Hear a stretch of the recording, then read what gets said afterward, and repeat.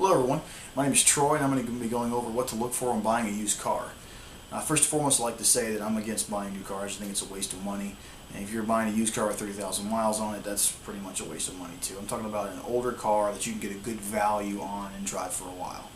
That being said, first thing I would say is to buy a car between 100 and 120,000 miles.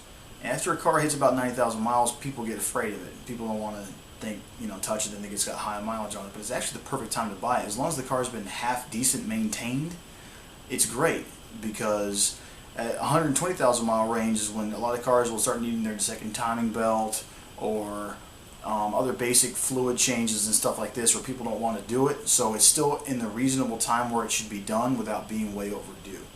So I would say buy a car in that range.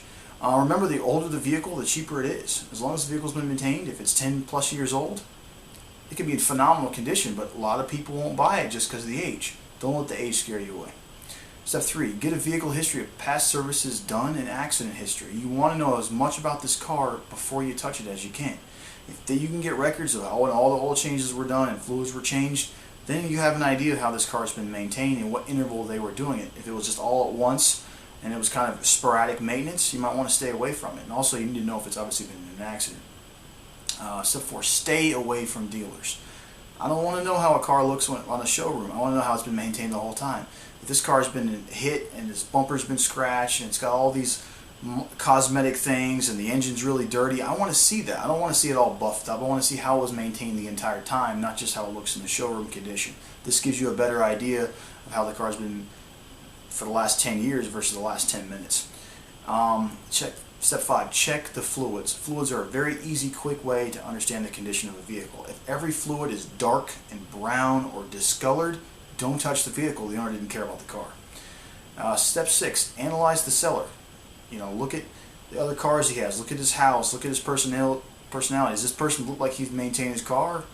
Does he look like he would actually put effort into a consistent regimen of doing oil changes frequently, or he's just kind of like, whatever, it's been 15,000 miles, it's time to change the oil. You don't want that kind of person. The more you can look at the person actually selling the car, the better idea you can get about how the car is maintained.